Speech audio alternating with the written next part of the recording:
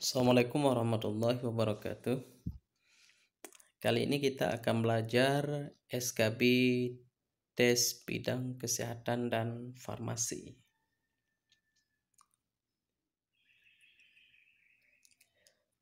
Sebelum kita mulai pada soal tes SKB bidang kesehatan dan farmasi, teman-teman boleh mensubscribe channel ini dan jangan lupa menekan tombol loncengnya. Baik, kita mulai pada soal nomor pertama. Kwashiorkor merupakan salah satu kasus gizi buruk yang sering menimpa bayi dan balita. Ciri-ciri dari penderita kasus ini adalah A. Hiperaktif dan banyak minum. B. Perut cenderung cekung ke dalam. C. Peningkatan massa otot. D. Bercak-bercak kuning pada kulit. E. Mudah lelah dan mengantuk. Jawabannya adalah E. Mudah lelah dan mengantuk. Kita lihat penjelasan. Gejala daripada penderita kwashiorkor antara lain rambut menjadi rapuh dan berwarna kuning kemerahan, kelelahan dan mengantuk, perut membesar dan diare, penurunan massa otot, bercak merah pada kulit dan dapat mengelupas.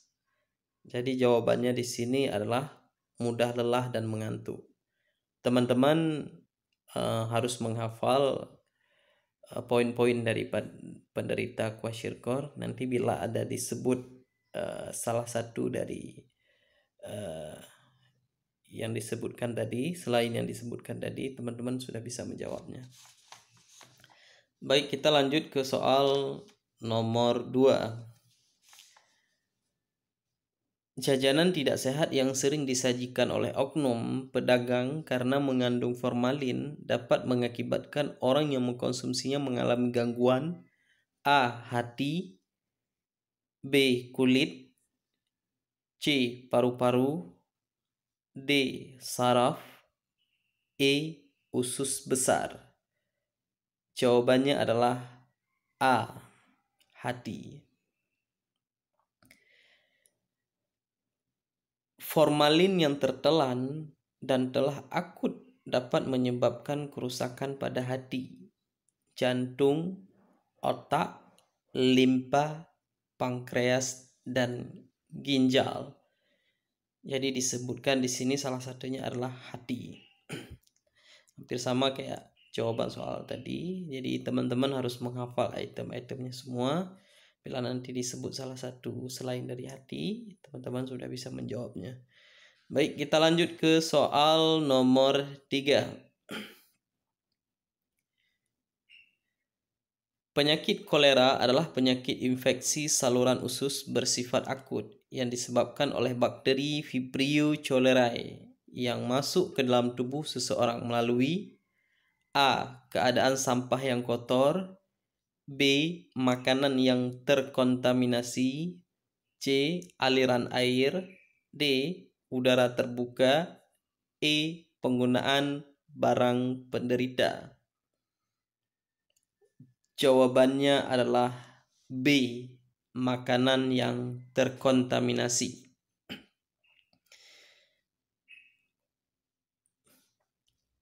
Jawaban B. Penyakit kolera adalah penyakit infeksi saluran usus yang bersifat akut yang disebabkan oleh bakteri Vibrio cholerae yang masuk ke dalam tubuh seseorang melalui makanan atau minuman yang terkontaminasi.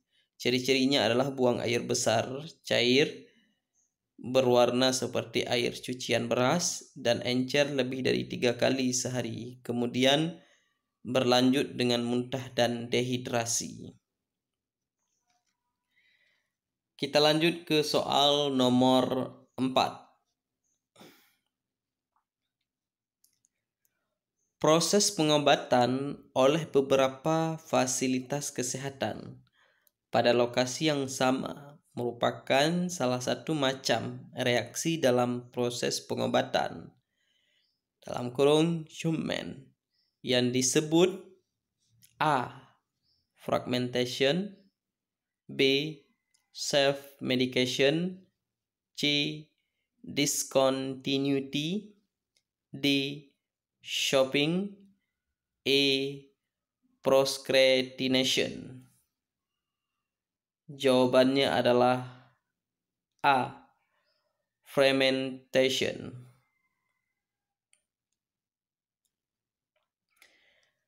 Fermentation merupakan proses pengobatan oleh beberapa fasilitas kesehatan pada lokasi yang sama. Kita lanjut ke soal nomor 5. Rumah sakit swasta yang terbukti lalai karena melakukan pelanggaran pelayanan kesehatan dan mengabaikan keselamatan pasien akan diberikan teguran tertulis oleh A. Kantor Kesehatan RI, B. Kepala Inspektorat Jenderal Kemenkes RI, C. Kepala Dinas Kesehatan, D. Direktur Jenderal Pelayanan Kesehatan Kemenkes RI, E. Gubernur Provinsi. Jawabannya adalah C. Kepala Dinas Kesehatan. Penerapan sanksi kepada rumah sakit yang lalai bergantung pada tingkat pelanggaran. Sanksi dapat berupa teguran, lisan, tertulis, hingga pencabutan izin rumah sakit. Dalam hal ini, Dinas Kesehatan di setiap wilayah berperan sebagai pengawas dan kepala dinas berwenang mengeluarkan sanksi, termasuk sanksi teguran tertulis. Jadi jawaban di sini adalah yang C. Kita lanjut ke soal nomor 6.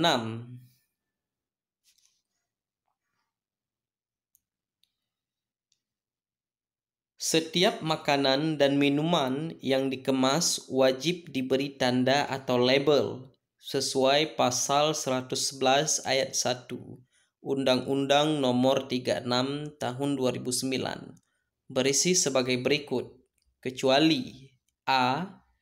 Daftar bahan yang digunakan, B. Tanggal, bulan, dan tahun kadaluarsa, C.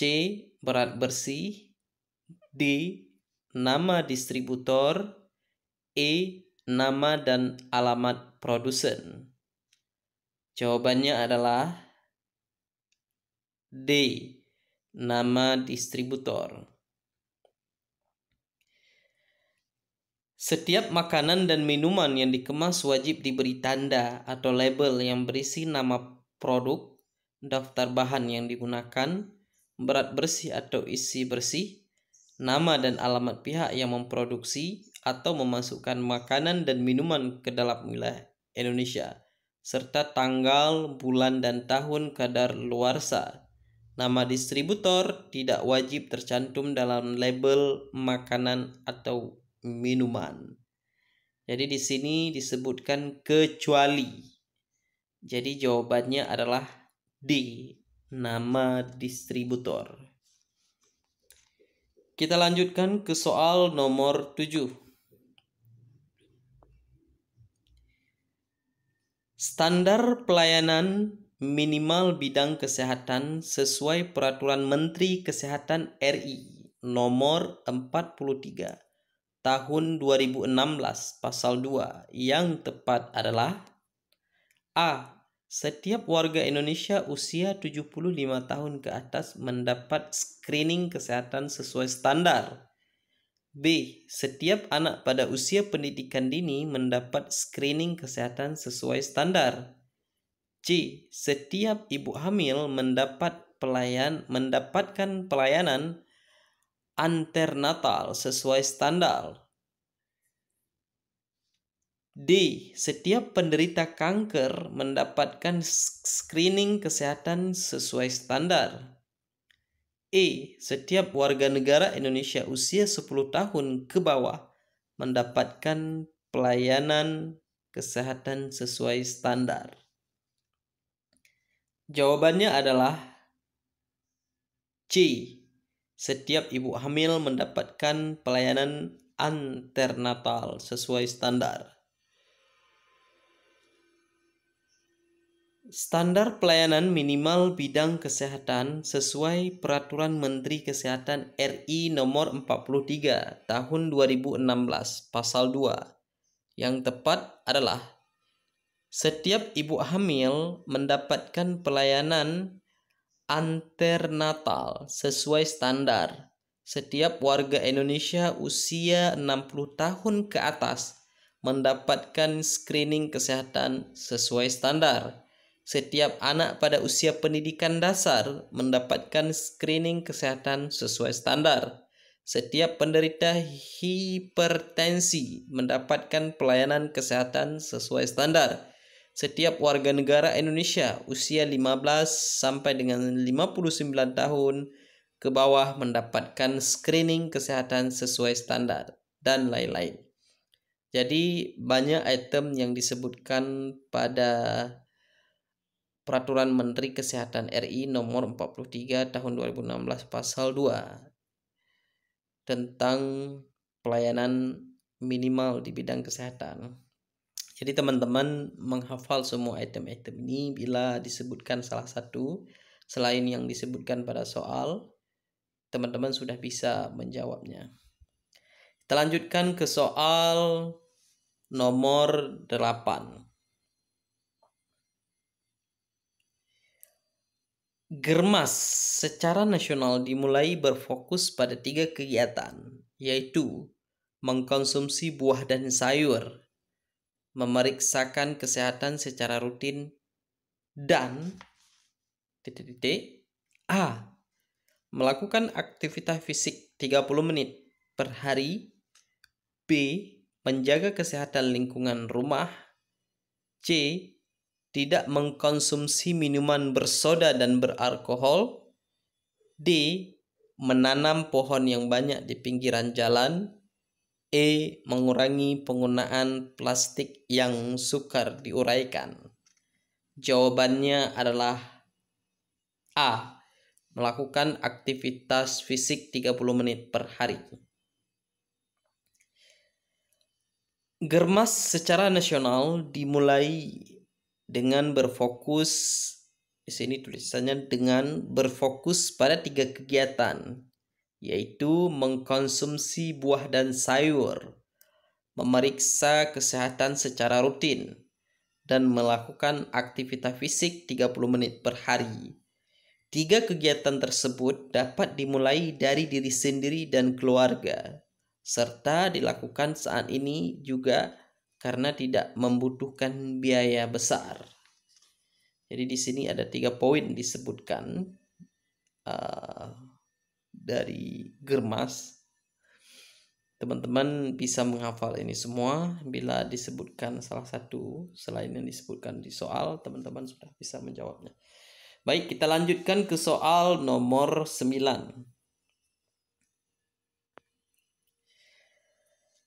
Seseorang pasien mengalami diare selama 3 hari. Hasil cek feses didapatkan amoeba positif. Pasien direncanakan mendapatkan terapi antibiotik metronidazole, injeksi 1 gram. Pasien sebelumnya tidak memiliki alergi obat.